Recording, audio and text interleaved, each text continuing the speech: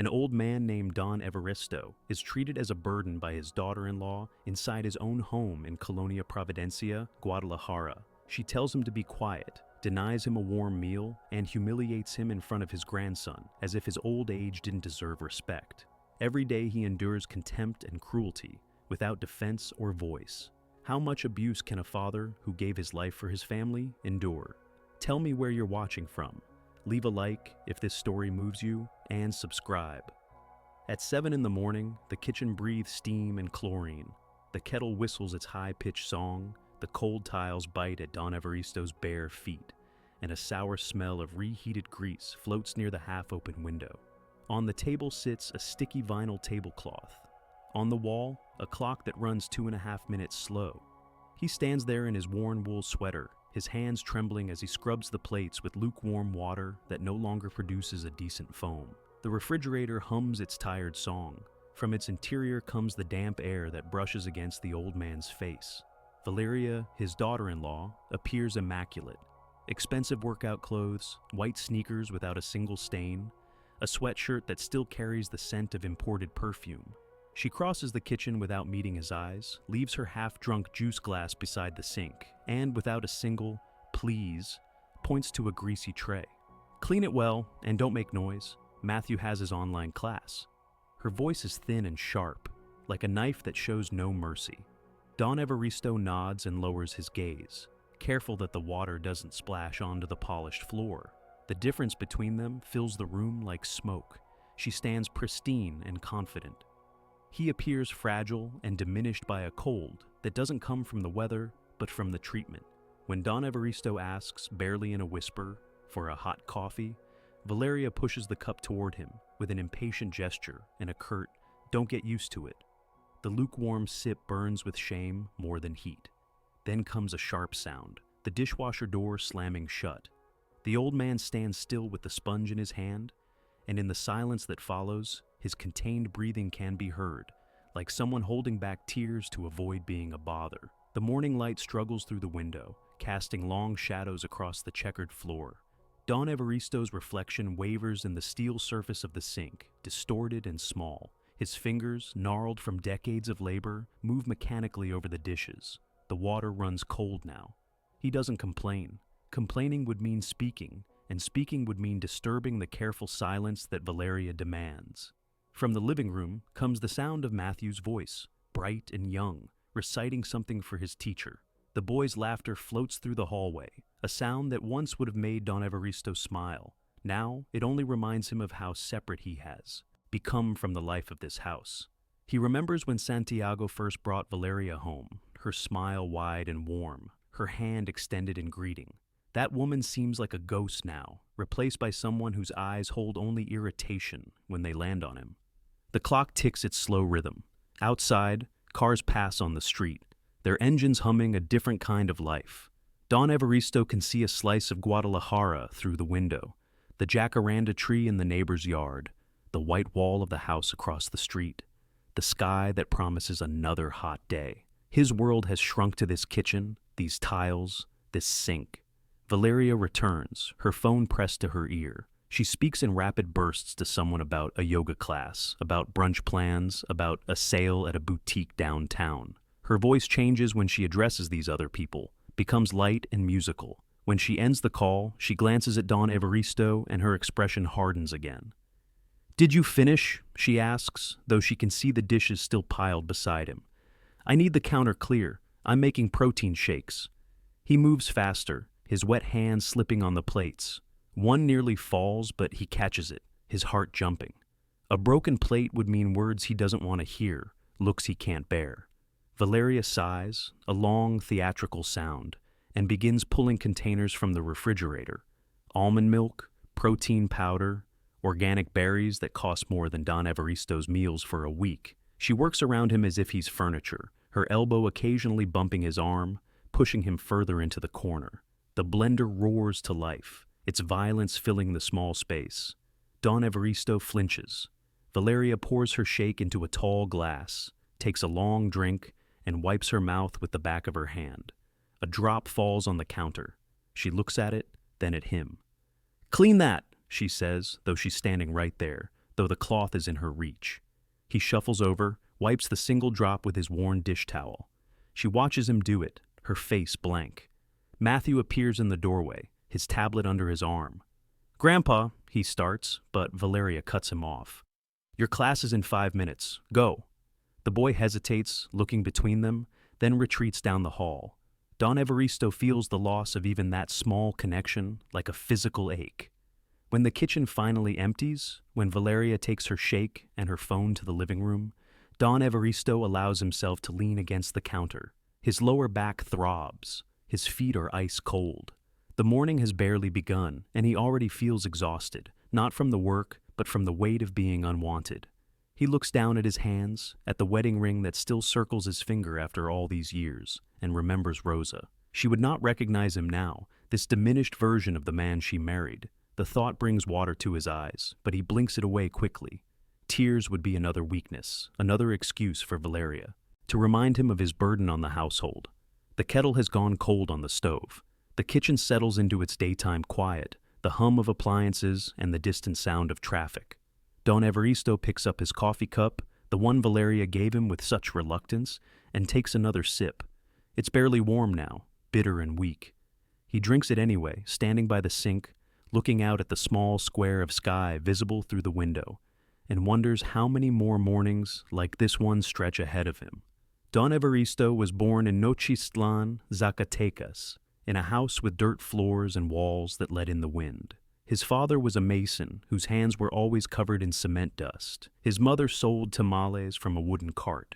She pushed through the narrow streets every morning before dawn. He learned as a child to measure time by the position of the sun over the hills, and by the ache in his legs after a long day's work. There was no clock in their home, no need for one. Life moved to a different rhythm then. He met Rosa at the parish festival when he was 19 and she was 17. She wore a yellow dress her mother had made, and when she laughed at something her friend said, he knew he wanted to hear that sound for the rest of his life. They married a year later in the small church of San Miguel Arcangel with borrowed chairs and flowers picked from a neighbor's garden. Rosa could sew better than the seamstresses in the town center, her fingers quick and sure with needle and thread. Together they moved to Guadalajara, chasing the promise of work and a better future. They raised Santiago in a single room on someone's rooftop, where the wind came through the cracks and the rain sometimes found its way inside. Don Evaristo carried sacks at the Corona market, his back bent under the weight of flour and beans and rice. The pay was little but honest. Later, he became a driver, navigating the chaotic streets of Guadalajara in an old truck that rattled and smoked, but never quite died. Then he became a construction foreman, teaching younger men how to lay bricks straight and true, how to read a level, how to build something that would last. Every Sunday, without fail, he would take coins from his pocket and drop them into a cookie tin they kept hidden behind the stack of folded blankets. This was Santiago's future, piece by piece.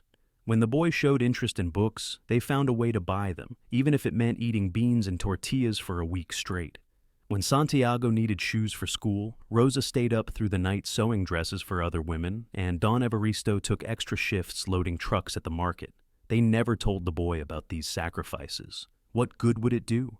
They wanted him to walk forward without the weight of guilt on his shoulders. Rosa got sick when Santiago was 15. It started with a cough that wouldn't go away. Then came the fevers and the weight loss that turned her into a shadow of herself. Don Evaristo sold his bicycle, the one luxury he'd allowed himself, to pay for medicine. For 3 months he slept on a bench at the public hospital, his rosary clutched between his calloused fingers, praying to every saint whose name he knew. Other families came and went through those sterile corridors, their own tragedies playing out in whispered conversations and muffled sobs. He learned that suffering was not unique, that pain lived in every corner of that building, but this knowledge did not make his own burden lighter.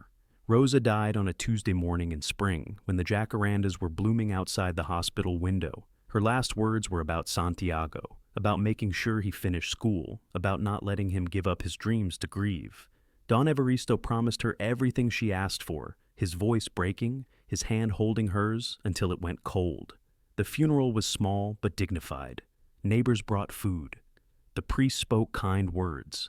Santiago stood beside his father, his young face set in an expression of determined calm that broke Don Evaristo's heart all over again. After that, It was just the two of them. Don Evaristo worked harder, slept less, saved more. Santiago studied engineering, his textbooks spread across their small kitchen table every night, his ambition growing with each passing year. When he graduated, Don Evaristo felt Rosa's presence in the church, felt her pride mixing with his own. Santiago got a job, then started his own company, something to do with technology and software that Don Evaristo never quite understood, but supported with every fiber of his being. The money began to come. Life changed. They moved from the rooftop room to a real apartment, then to a house with multiple rooms and a garden. Santiago met Valeria at a business conference. She was beautiful and educated, spoke English fluently, knew about art and wine and things that seemed impossibly sophisticated to Don Evaristo. At the wedding, she smiled at him and called him Papa, and he felt a warmth spread through his chest. Perhaps this was what Rosa had prayed for, a daughter to fill some of the emptiness she'd left behind. They had Matthew a year later, and Don Evaristo held his grandson with shaking hands, overcome by the miracle of this new life, this continuation of everything he and Rosa had built. In his wallet, even now, he carries a photograph. Santiago as a child, wearing a red backpack too large for his small shoulders, smiling in front of the San Miguel Arcangel parish. The photo is creased and faded, handled so many times that the edges are soft. That image is both his comfort and his wound. It reminds him of his vow to protect his son, even with his silence, even when that silence costs him his dignity. In the neighborhood, Mrs. Remedios sometimes leaves warm bread at his door when Valeria isn't looking, and the kindness in her eyes tells him that she sees, that she knows. Matthew, when the screen tires him out, sometimes approaches his grandfather to tell him about a dream or to ask for a short story.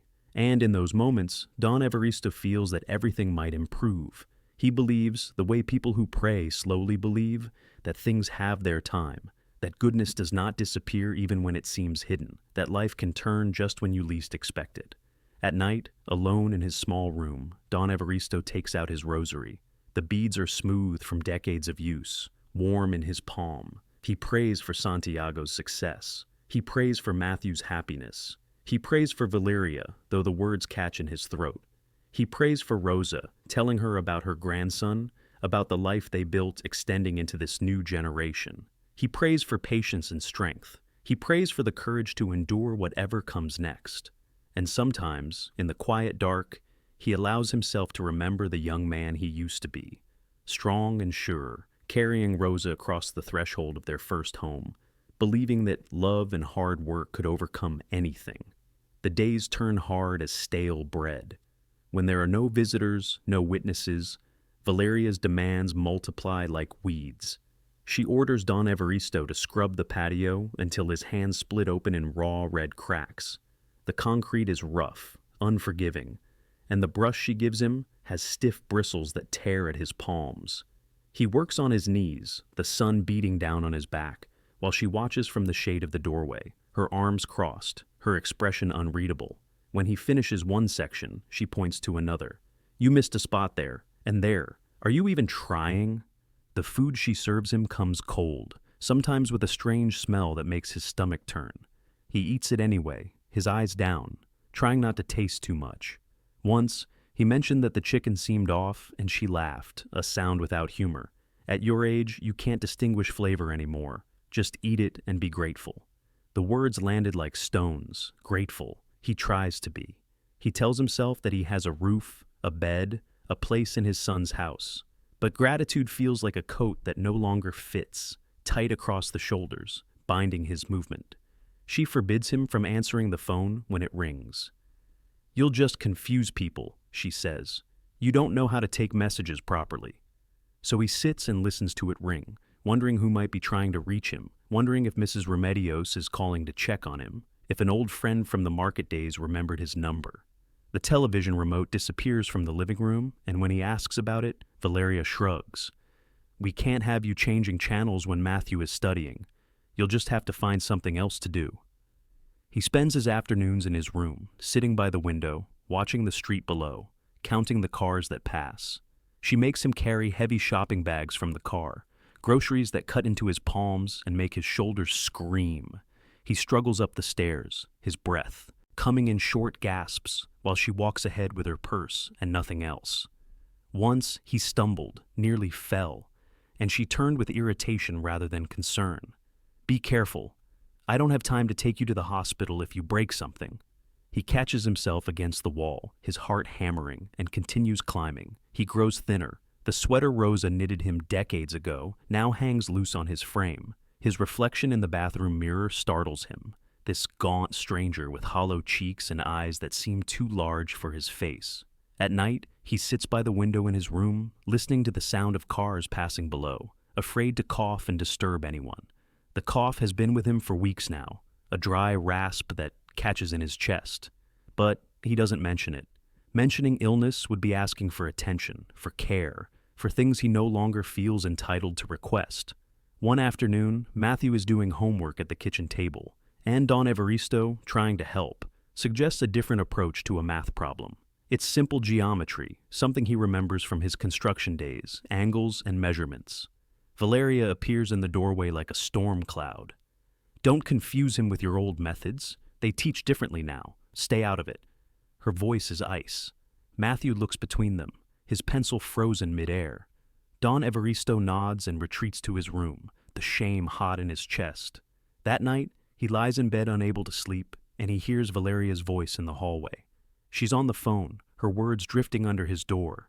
"When he signs that power of attorney, we'll sell the house and leave. I'll handle the old man. Don't worry."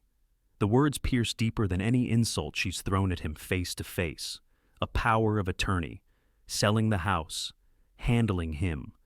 The implications unfold in his mind like a map of his own elimination. His hands find his rosary in the dark, the beads clicking softly as his fingers move through the familiar prayers, but the words feel hollow tonight. The next morning, he notices things, small things. The router light is off, and when he asks about the internet, Valeria says it's being repaired, but days pass and no repairman comes. The cleaning lady, Maria, who used to smile at him and sometimes bring him cookies her daughter made, hasn't returned in weeks. "We don't need her anymore," Valeria explains when he finally works up the courage to ask. "Budget cuts." But there's something in her tone that doesn't match her words, something that tells him Maria left for reasons that have nothing to do with money. He sees a neighbor, Don Alberto, in the street one afternoon. The man waves, starts to cross toward him, but then Valeria appears and Don Alberto's expression changes. He turns and walks the other way. Don Evaristo feels the isolation like a physical wall being built around him, brick by brick, keeping out everyone who might see what's happening inside these walls. One evening, he hears Matthew crying in his room. The boy's voice carries through the thin walls. "But why can't Grandpa eat with us?" Valeria's response is sharp. "Because I said so. Your grandfather is fine where he is. Stop asking questions." Don Evaristo stands in the hallway, his hand on the doorframe, wanting to go to his grandson, but knowing that interfering would only make things worse for both of them. The threat comes on a Tuesday. He's washing dishes, moving slowly because his hands ache, and Valeria is behind him, her presence like a weight on his shoulders. He drops a glass. It doesn't break, just hits the soapy water with a splash, but she explodes. "Clumsy old fool, you're useless. You know that? Completely useless." He apologizes, his voice barely a whisper, and she continues. "If you keep getting in the way, I'll send you to a nursing home in Tlaquepaque. One of those places where nobody visits, where you can be useless around other useless people." The word cuts deeper than all the others. Useless. He looks down at his trembling hands, these hands that built houses and carried his son and held his dying wife. Useless. That night, he tries to hide the bandages on his cracked palms, wrapping them in the privacy of his room, ashamed of this evidence of his weakness. He thanks her for dinner, for the cold meal she sets before him. He thanks her out of habit, out of fear, out of the desperate hope that gratitude might somehow soften her. But inside his chest, beneath the layers of fear and shame, something begins to stir. It's not courage yet, just a whisper of awareness, a recognition that this cannot continue forever, that truth has a way of surfacing even when buried deep. He doesn't know how or when, but some ancient instinct tells him that the tide will turn, that justice, however delayed, finds its way home. The revelation arrives like the July downpours, suddenly, without warning.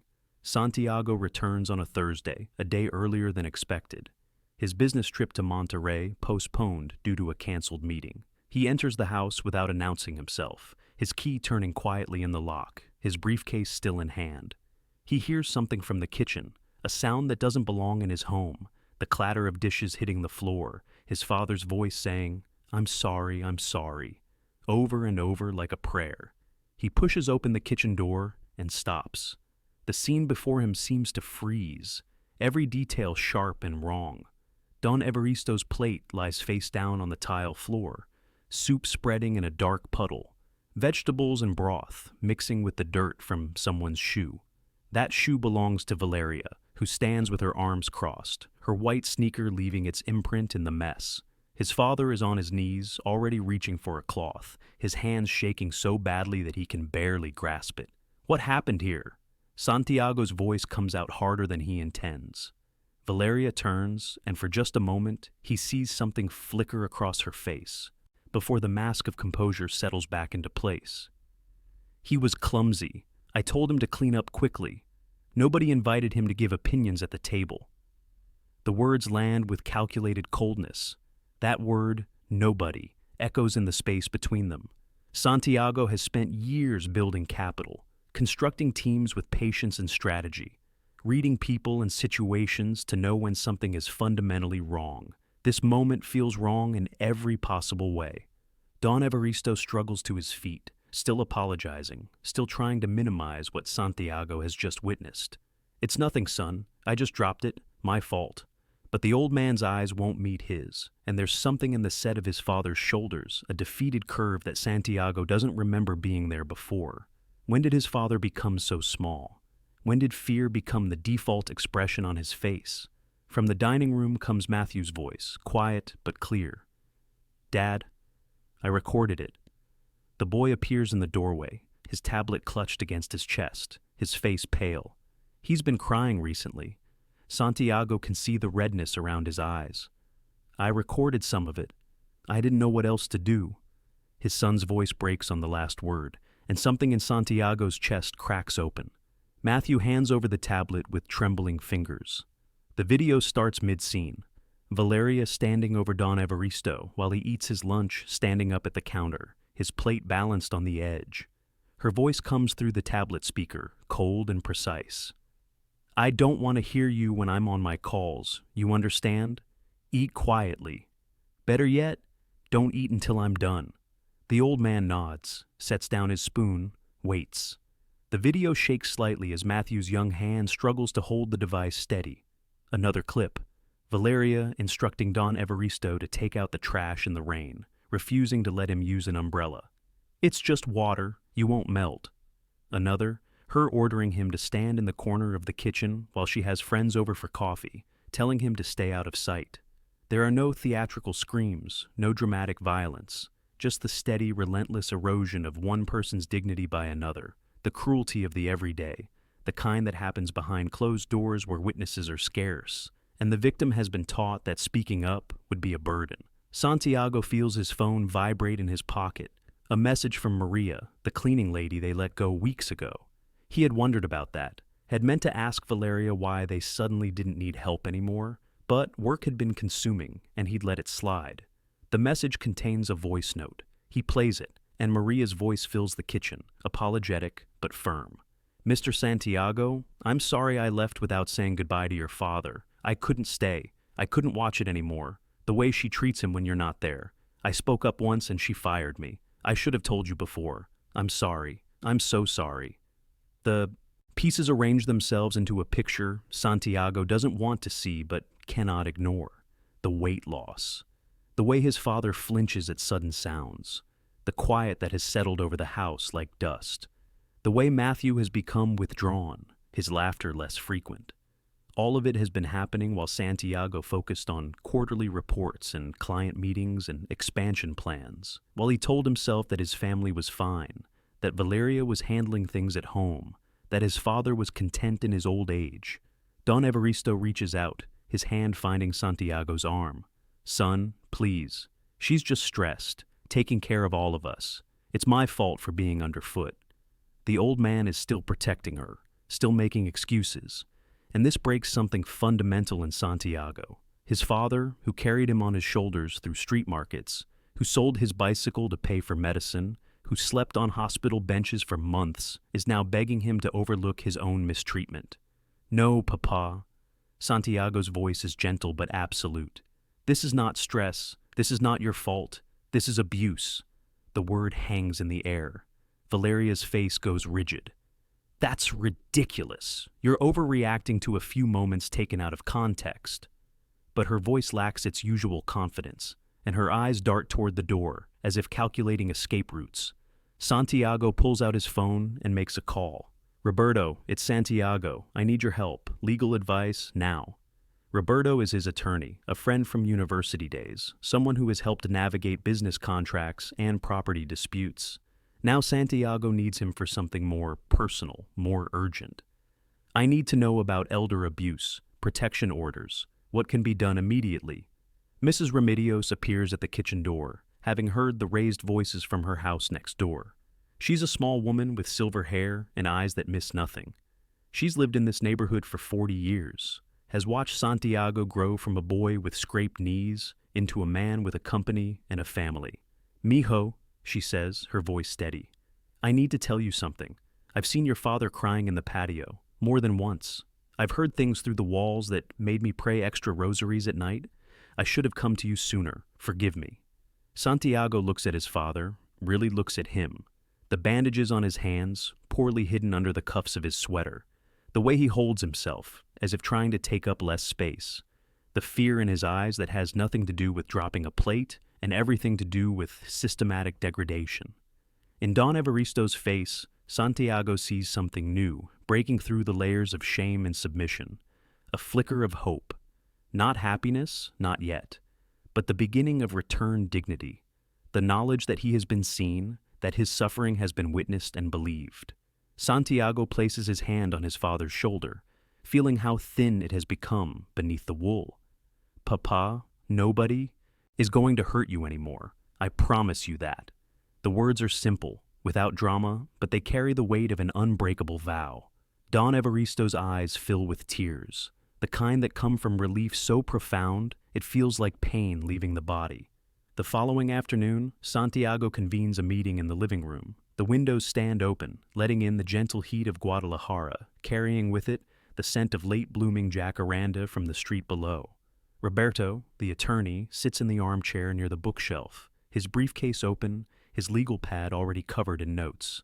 The building administrator, Mr. Fuentes, occupies the sofa, his presence lending official weight to the proceedings. Mrs. Remedios has come as a witness, her weathered hands folded in her lap, her face kind but serious. Matthew's teacher, Miss Carmen, appears on the laptop screen via video call, her classroom visible behind her. Two neighbors, the Garcias from upstairs, stand near the doorway, their expressions somber. Valeria sits in the center chair, her back straight, her designer handbag at her feet. She is dressed carefully for this, choosing an outfit that speaks of respectability. A cream blouse, tailored pants, minimal jewelry. Her hair is pulled back in a neat bun. She looks like someone who belongs in corporate meetings, not someone being called to account for cruelty. When she catches Santiago's eye, she attempts a smile, but it falters when he doesn't return it. Santiago stands by the window, the afternoon light behind him. He doesn't raise his voice. There's no need. He has learned in business that the most powerful statements are made quietly, with evidence rather than volume. We're here because there are serious concerns about how my father has been treated in this house. I want everyone to hear the truth, and I want witnesses to what's being said today. He begins methodically, the way he would present a case to investors. He plays the videos Matthew recorded, the tablet sound filling the quiet room. Valeria's voice emerges from the speaker, cold and cutting, ordering the old man around like a servant, insulting him, threatening him. Her face remains composed, but Santiago sees her fingers tighten on the armrest. When the clips end, he plays Maria's voice note, the cleaning lady's apology and explanation of why she couldn't bear to remain in the house. Miss Carmen speaks from the laptop screen, her voice professional but pained. I need to add my testimony. During Matthew's online classes, I heard shouting in the background on several occasions. Once, I clearly heard someone being berated for making noise. The voice was addressing an older person in a demeaning manner. I made a note of it in my records. I was going to reach out to you, Mr. Mendoza, but I wanted to be certain before making such a serious allegation. Mr. Fuentes, the building administrator, clears his throat. He's a man in his 60s who has managed this condominium. Complex for 15 years, handling noise complaints and parking disputes with quiet efficiency. I've received 3 separate complaints over the past 2 months. Residents reported hearing what they described as harsh treatment and offensive language directed at an elderly person. I documented each complaint. I should have contacted you directly, Santiago, and I apologize for not doing so sooner. Mrs. Remedios speaks next, her voice carrying the authority of someone who has lived through enough years to recognize truth when she sees it. I've watched your father through my kitchen window, mijo. I've seen him sitting alone in the patio, his shoulders shaking like he's crying. I've heard arguments, heard her voice saying things that no one should say to another person, especially not to someone as good as your father. I brought him bread when I could, but I was afraid that if I said something, it would make things worse for him. Valeria finally speaks, her voice carrying a tremor that could be fear or anger. This is absurd. You're all ganging up on me based on fragments, on misunderstandings. I've been trying to run this household efficiently. Do you know how hard it is, taking care of everyone? I may have been stressed, I may have spoken sharply, but abuse, that's going too far. She looks around the room, searching for sympathy, but finds only steady gazes that refuse to look away from what they've heard and seen. Santiago moves to stand directly in front of her, but his distance remains respectful, his tone measured. This isn't about stress, Valeria. This is about choice. You chose to humiliate my father. You chose to isolate him. You chose to make him afraid in his own home. You chose to threaten him with abandonment when he dared to speak. These weren't accidents or misunderstandings. They were deliberate actions. He takes a breath, looking at his father, who sits beside Mrs. Remedios, the old man's hands gripping his rosary. I won't seek revenge. I don't believe in that. But I do believe in boundaries and consequences. I believe in protecting people who can't protect themselves. He turns back to Valeria. You need to leave this house today. Now. You'll take your personal belongings, and Roberto will arrange for the rest to be sent to wherever you choose. There will be a formal complaint filed for elder abuse. There will be protective measures put in place for my father. Matthew will stay here with me. Valeria's composure finally cracks. Tears come, but they seem manufactured, theatrical. You can't do this. I'm your wife, Matthew's mother. You'll ruin everything we've built. Your reputation, your company, everything. People will talk. Her voice rises, desperation seeping through. I'll fight you. I'll tell everyone you're unstable, that you're making things up. Roberto speaks for the first time, his lawyer's voice calm and factual.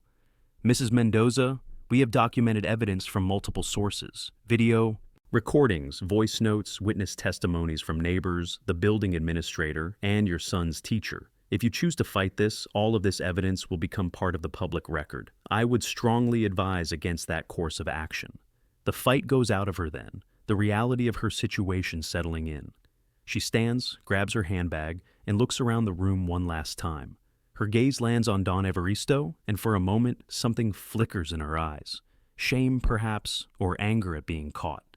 She opens her mouth as if to say something, then closes it again. What words could possibly matter now? She walks to the door, her heels clicking against the tile floor, the sound sharp in the silence. When the door closes behind her, it doesn't slam. The sound is ordinary, anticlimactic, but the air in the room immediately feels different, as if pressure has been released, as if the house itself can finally exhale. Don Evaristo rises slowly from his seat, leaning on his cane, and moves to the window.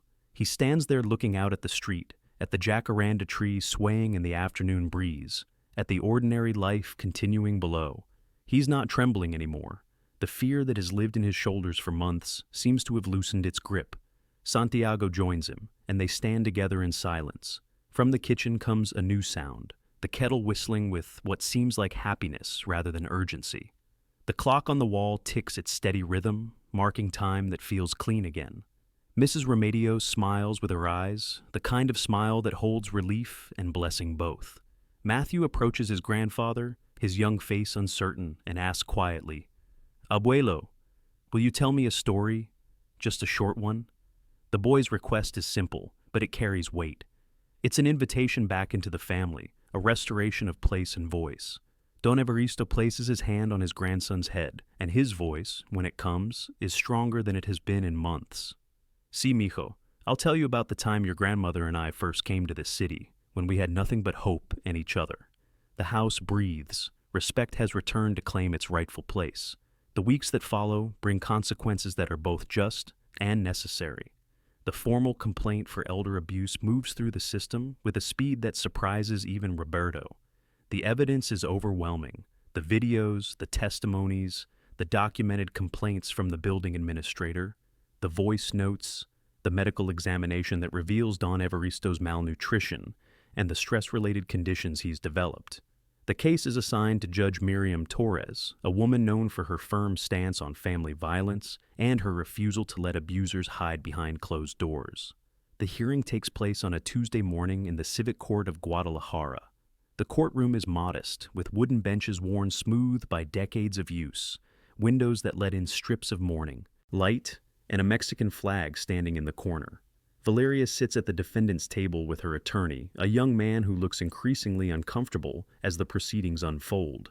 She's dressed conservatively again, trying to project respectability, but her hands betray her nervousness, constantly adjusting her collar, smoothing her skirt.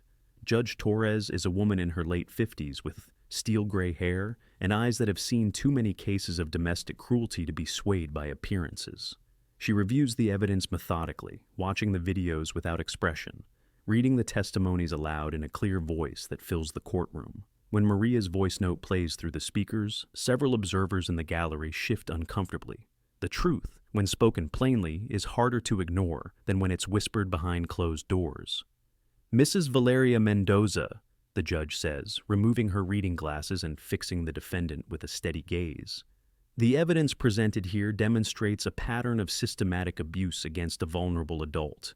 This court takes such matters with utmost seriousness.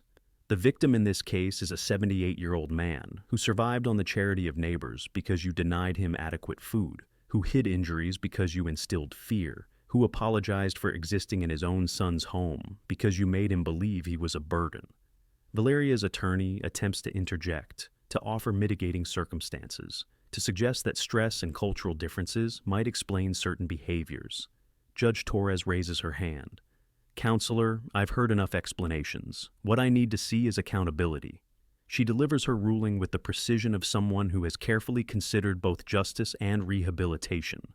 A restraining order is issued, forbidding Valeria from approaching Don Evaristo or contacting him in any way. A significant fine is levied, the amount calculated to cause genuine financial impact, without destroying her ability to support herself. But the most important consequence is the mandatory community service. 300 hours at the Santa Rita Senior Living Center, a residence for elderly people in Tlaquepaque. She must work under supervision, attending workshops on elder care, dignity, and the psychology of abuse. She must learn to see what she refused to see, to understand what she deliberately ignored.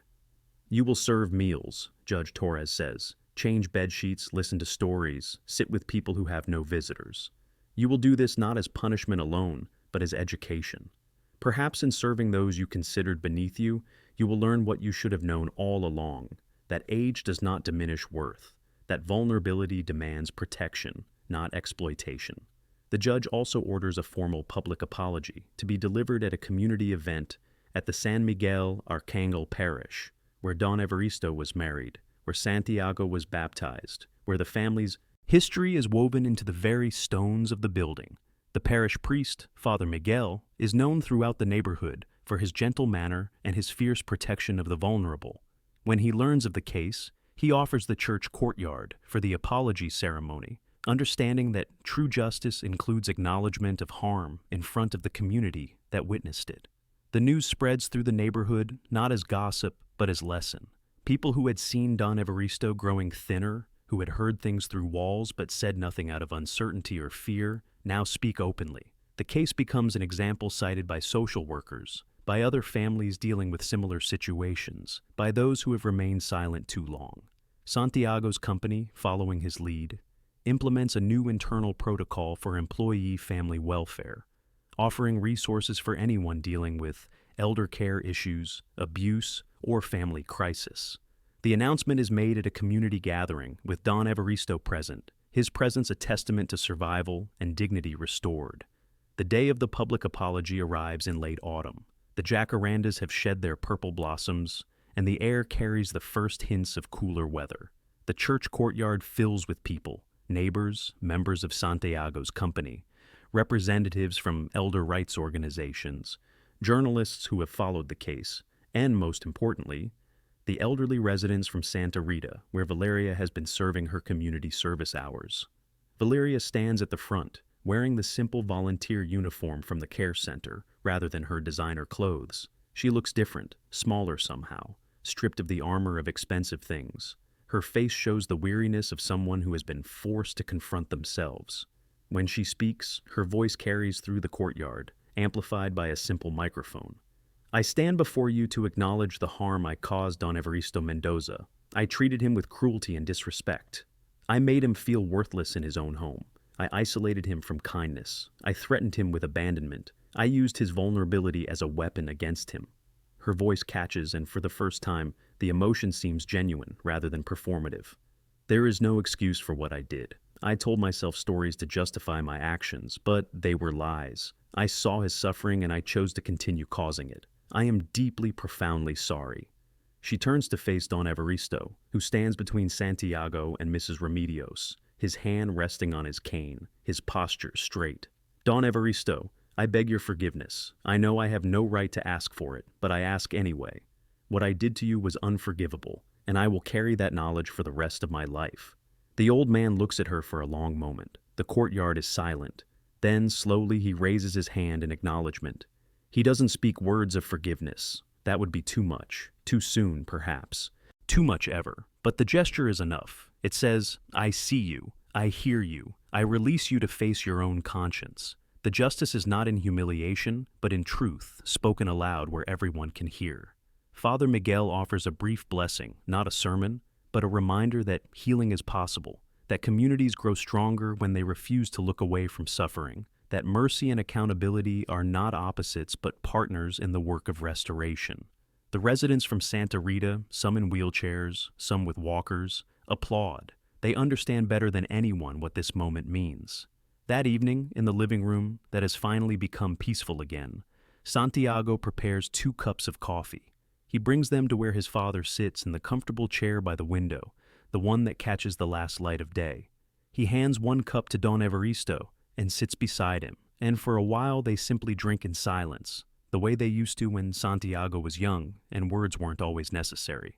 Papa, Santiago finally says, his voice thick with emotion he no longer tries to hide. Forgive me for not seeing sooner, for being so focused on work that I missed what was happening in my own home, for letting you suffer while I built companies and chased success. His hands tremble around the coffee cup. I failed you. Don Evaristo sets down his cup and takes his son's hand. His grip is still weak, but growing stronger each day with proper food and care. Mijo, you arrived in time. That's what matters. You saw and you acted. You protected me when I couldn't protect myself. You gave me back my dignity. His eyes, once so hollow with despair, now hold light again. Your mother would be proud of the man you've become. I am proud of you. They sit together as the sun sets over Guadalajara, painting the sky in shades of orange and pink. From the hallway comes the sound of Matthew's laughter as he video calls a friend, the normal sound of a child who no longer carries the weight of secrets. The house settles into its evening rhythms, the refrigerator humming contentedly, the clock ticking its accurate time, the smell of dinner cooking in the kitchen, where Mrs. Remedios has joined them to teach Matthew how to make his great-grandmother's recipe for chicken tinga. Don Evaristo pulls out the old photograph from his wallet, the one of Santiago as a boy with the oversized red backpack. He looks at it, then looks at his son, seeing both the child who needed protecting and the man who became the protector. The circle completes itself. The promise made to Rosa all those years ago has been kept, though not in the way he imagined. His son has saved him, just as he once saved his son through years of sacrifice and love. Outside, the city continues its endless movement. Inside, in this house that has learned to breathe again, an old man and his son sit together in the gathering dark, holding coffee cups and each other's hands, understanding that family is not about perfection, but about showing up when it matters most. And in the quiet, both of them feel it, the presence of Rosa, of all the ancestors who survived hardship, blessing this moment of restoration. Old age, in the end, has received its rightful honor.